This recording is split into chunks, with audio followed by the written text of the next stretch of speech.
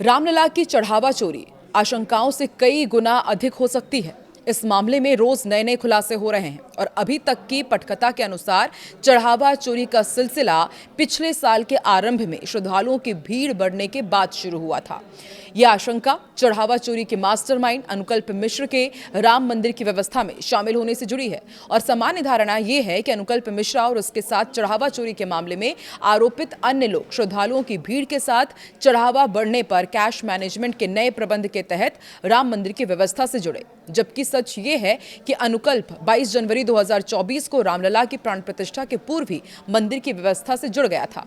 सूत्रों के अनुसार अनुकल्प राम मंदिर के शिखर पर झंडा फहराने की रस्म, रामलला की प्राण प्रतिष्ठा के वर्षगांठ समारोह और दीपोत्सव जैसे अहम कार्यक्रमों में सक्रिय सहयोगी के रूप में शामिल होने लगा। समझा जाता है कि अपने लक्ष्य और प्रकृति के अनुरूप अनुकल्प ने तभी से राम जन्मभूमि परिसर में अपने कारनामों के लिए संभावनाएं तलाशनी शुरू कर दी थी।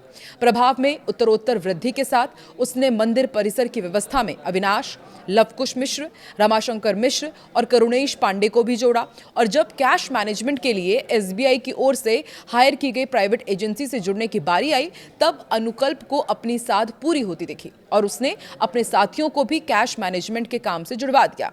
अब आपको समझाते हैं कि आखिर ये पूरी चोरी हुई कैसे। नमस्कार, मैं हूं आकांक्षा और आप देख रहे हैं न्यूज़ 18 का डिजिटल प्लेटफॉर्म। तो टिन्नू यादव चंपत राय की निकटता का फायदा उठाकर कैश मैनेजमेंट और चढ़ावा गणना का पहले ही निर्णायक बनने लगा था, तो जल्द ही उसने अपने भतीजे मनीष को भी इस काम में लगा लिया।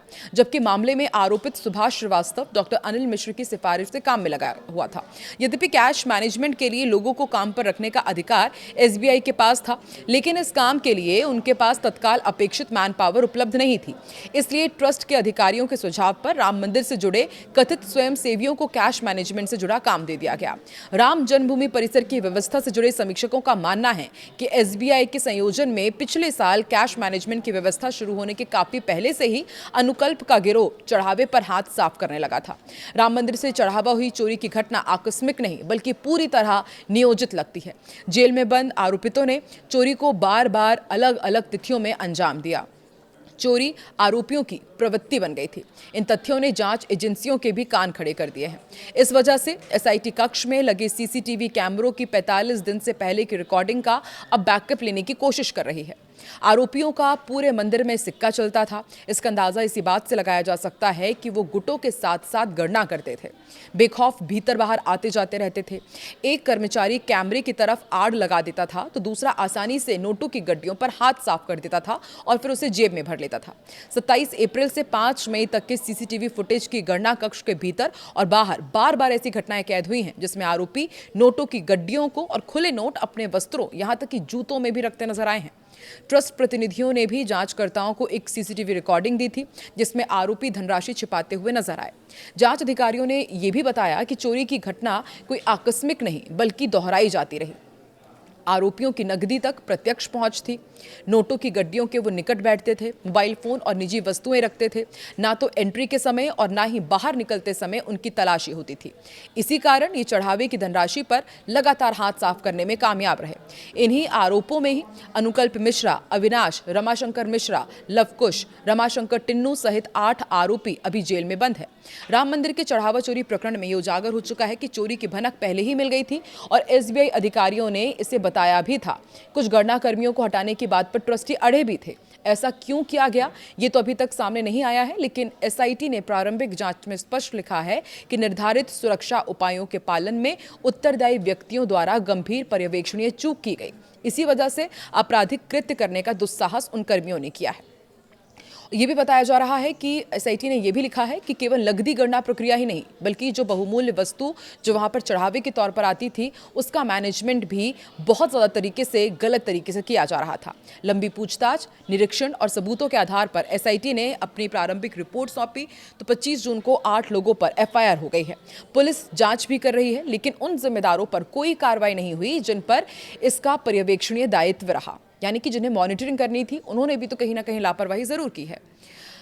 एसआईएस के सुरक्षाकर्मी बिना तलाशी गणना कर्मियों को जाने देते थे। इसका आदेश देने वाले या लापरवाही करने वाले किसी सुरक्षाकर्मी पर अब तक कोई भी कार्रवाई नहीं हुई है।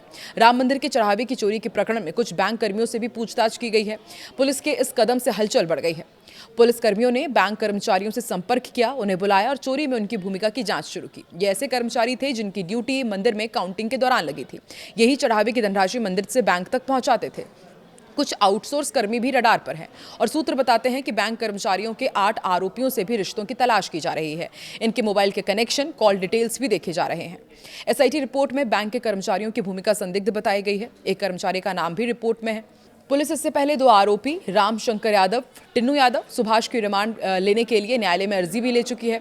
राम जन्मभूमि मंदिर निर्माण समिति के अध्यक्ष नृपेंद्र मिश्र ने राम मंदिर में सामने आए चढ़ावा चोरी प्रकरण को कलंक बताया है और ये कहा है कि इस घटना से हम सब छोटापन महसूस कर रहे हैं। लंबे संघर्ष और आंदोलन के बाद रामलला अपने भव्य मंदिर में विराजमान हुए। ऐसे में इस प्रकार की घटना के आघात को समझा जा सकता है। उन्होंने कहा कि इस घटना के बाद व्यवस्थाओं में आवश्यक सुधार किए जाएंगे ताकि भविष्य में ऐसी घटना रिपीट हो। राम मंदिर के चढ़ावा चोरी के बाद चल रही उठापटक के बीच मंदिर में व्यवस्थागत परिवर्तन किए जाने लगे हैं। पहले ट्रस्ट महासचिव चंपत राय, डॉक्टर अनिल कुमार मिश्र और मंदिर की व्यवस्था देखने वाले गोपाल राव की पास आईडी बंद कर दी गई और अब मंदिर के कंट्रोल रूम के संचालन को लेकर भी बड़ा फेरबदल किया गया है। यहां तैनात पहले के कर्मियों को अब छुट्टी दे दी गई है। इस बदलाव में गोपाल राव के करीबी सोमेश को जोड़ दिया गया है। सोमेश अब यात्री सुविधा केंद्र पर तैनात हैं। वो इसके साथ नए दायित्व का भी निर्वहन करेंगे। बताया जा रहा है कि इस दायित्व में अब सोमेश के मैसेज पर संबंधित विभाग के कर्मचारी परिसर में जा सकेंगे। ट्रस्ट महासचिव पद का कार्यभार ग्रहण करने के बाद कृष्ण मोहन ने पहला परिवर्तन किया। उन्होंने कंट्रोल रूम से सूचना आदान प्रदान करने के लिए नई टीम बनाई है। उन्होंने ट्रस्ट की तरफ से 2 कर्मियों में कृष्ण कुमार तिवारी और कृष्ण कुमार त्रिपाठी को कंट्रोल रूम भेजा है। इन दोनों ने कार्य भी शुरू कर दिया। तो देखिए, एक के बाद एक कई बड़े खुलासे हो रहे हैं कि किस तरीके से इस पूरी चोरी की वारदात को अंजाम दिया गया। लेकिन सबसे बड़ा सवाल यही है कि कब तक आरोप सिद्ध होंगे और इनके खिलाफ किस तरह की सजा का प्रावधान होना चाहिए। आपको क्या लगता है? कमेंट सेक्शन में जरूर बताएं।